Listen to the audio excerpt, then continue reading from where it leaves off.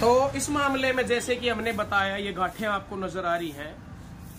अब जी इसका समाधान क्या है? अब सबसे पहले तो मैं बात करूं पीलेपन वाली, गेहूं के अंदर पीलेपन वाली।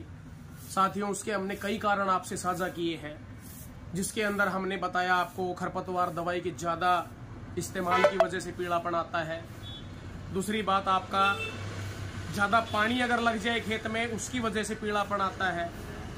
तीसरा, आपका अगर दीमक हो तो ये जड़ें बिल्कुल आपको खाई हुई मिलेंगी, पौधा हाथ में आ जाएगा, उसकी वजह से आपका पीलापन आता है।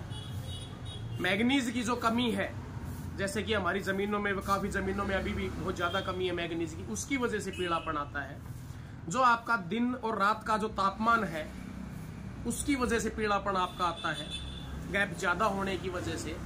तो ये जो पौधे जो मेरे हाथ में है, इसके अंदर आप ध्यान से देखेंगे, इसके अंदर गांठें बनी हुई है। ये देखिएगा आप, ये देखिएगा,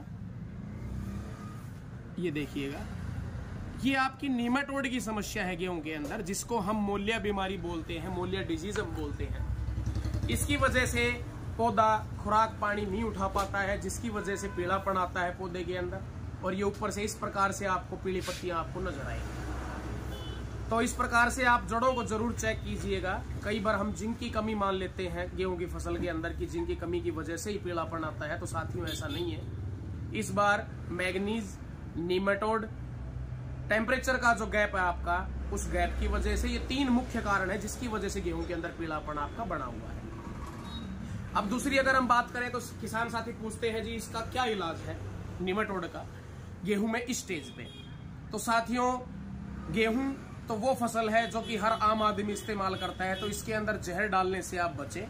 आप कोशिश करें कि इसके अंदर आप ऑर्गेनिक चीजें ही आप रखें। उसके अंदर हमारे पास क्राउन के नाम से दवाई आती है ऑर्गेनिक में, टी स्टेन्स कंपनी की आती है। आप किसी भी और दूसरी कंपनी की भी आप प्रोडक्ट आप ले सकते हैं। तो वो 2 से 3 किलो प्रति एकड़ के हिसाब से देसी खाद कुछ मात्रा में आप और मिला लीजिए, ताकि आपको छिड़कने में आसानी हो।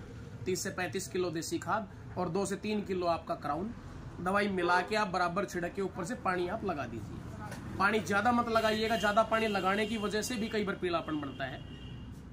दूसरा इसका समाधान है, जो पकोनिया क्लेमाइडोस्पोरिया जो जीवाणु आता है आपका, नेमाफ्री के नाम से मिलेगा आपको, या आईपीएल का प्रोडक्ट आता है, इंटरनेशनल पेनिशिया लिमिटेड जो कंपनी है उसका भी आता है। तो आप 3 किलो प्रति एकड़ के हिसाब से ठीक इसी प्रकार से 25 से 30 किलो देसी खाद में आप मिला के उसको बराबर छिड़क के आप पानी आप लगा दीजिए। तो ये काफी हद तक आपका सुधार इसमें हो जाएगा।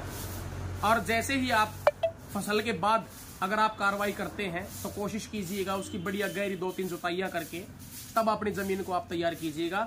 10 से 15 दिन की धूप आप जरूर लगाइए, ताकि आपकी जितने भी सिस्ट या गाल नीमाटोड, जितना भी आपका ये मेलिडोगाइन स्पीसीज है नीमाटोड का, जिसके अंदर आपकी मोटी गांठें जो बनती हैं, सिस्ट बोलते हैं इसको हम, ताकि ये आपकी धूप के एक्सपोजर में आके, धूप के संपर्क में आके ये आपके खत्म हो सके और ये इनएक्टिव आपका हो जाए। तो इस प्रकार से जैसा कि हमने काफी पोस्टें आ रही हैं, काफी किसान भाइयों के फोन आ रहे हैं, फोटोज भेज रहे हैं, तो मैंने मुख्य कारण आपको बताए।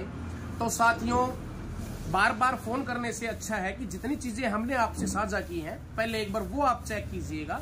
इसके अलावा फिर भी कहीं आपको समस्या मिलती है तो आप हमसे संपर्क कर सकते हैं, फोटो आप शेयर कर सकते हैं 83 072 13 821 नंबर के ऊपर। आपको निश्चित तौर पर आपको उस चीज का समाधान आपको लिखकर आपको डाला जाएगा। धन्यवाद।